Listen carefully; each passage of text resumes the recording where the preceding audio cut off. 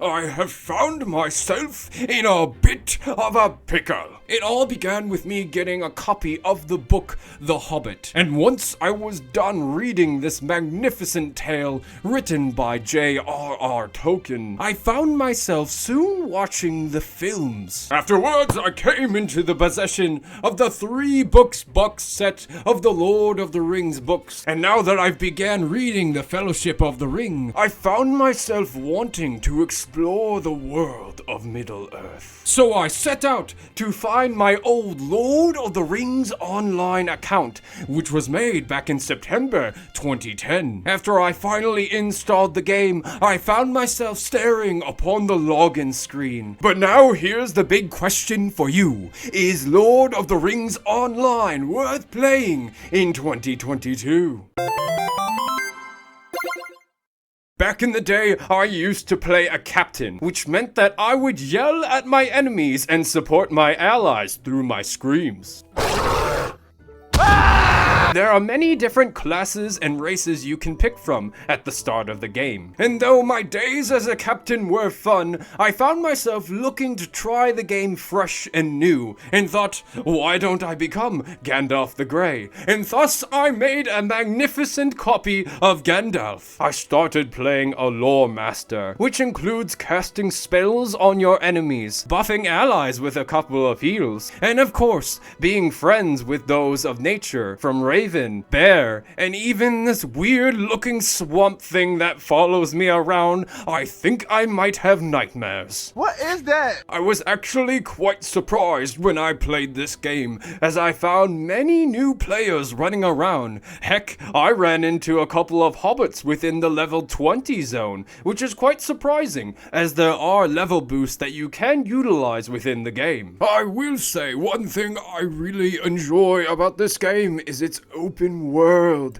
You can travel onto these mountains. You can go anywhere your heart desires, from Weathertop, even visiting the Shire, or maybe you fancy strolling around Bree. I mean, this whole MMORPG is freaking massive. You might be thinking, a game of this age may look a bit outdated. However, there are certain elements in the game that do look beautiful. The water reflection is quite impressive for such an old game. And it's truly nice to ride around on a horse and be able to look on the horizon. Depending on where you live, you might find that this game is a bit clunky in terms of combat. The reason being is all the servers are located in the United States, which is a bit strange because I'm actually playing on an EU server, but it's hosted in the United States.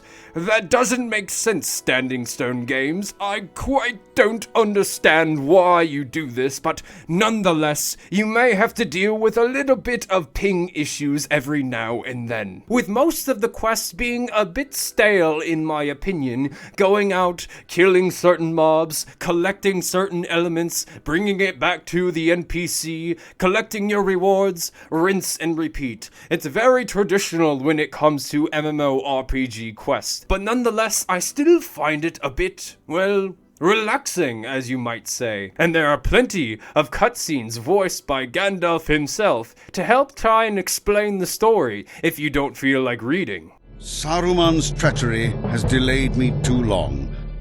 I can only hope that Frodo and Sam have left the Shire. It's great to see some of Tolkien's magnificent characters that you see in the movies and read in the books within the game. I found myself running into Gandalf the Grey, the real one, of course, in the prancing pony within Bree. Later on, I stumbled upon Radagast the Brown, located in the Lone Lands. But depending on what kind of race you pick for your character, you might be running around with Frodo Baggins during the beginning of the game. The social aspect of Lord of the Rings is quite nice. Not only do you have a wide range of emotes you can use, but also, if your heart desires, you can play tunes with your friends. Musical instruments can be purchased throughout the world, so if you want to have a jam session, or maybe you're just looking forward to hearing an in-game concert, you'll find other players playing their tunes throughout the game. Now, I played this game back in the day when it was made by by Turbine, and now the studio of Standing Stone Games is now keeping the game alive by adding various different elements. In fact, if you look on the horizon, they speak of a graphical update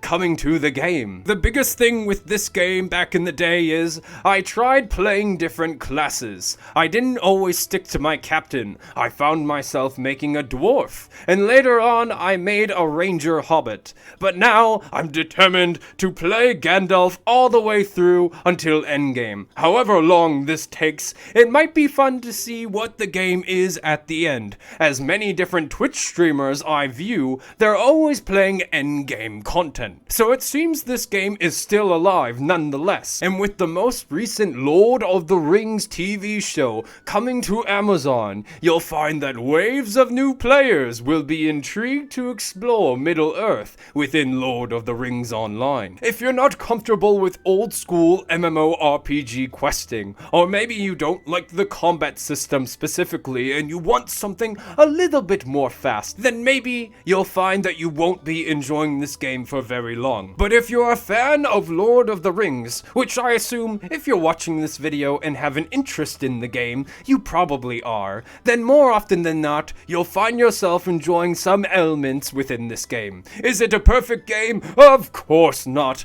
There are many different things that they can work on and add. The ping issue, the combat is a bit slow, and various other elements such as only having 3 bags to start off with. I feel like I'm always having to run to a vendor to sell all of my junk. This is annoying. I want to play the game. But regardless, I think you will enjoy Lord of the Rings Online if you enjoy watching the movies and reading the books. So have you played Lord of the Rings Online? What class do you play? Let me know in the comment section down below. And thanks so much for watching another YouTube video. As always, stay hydrated, gamers.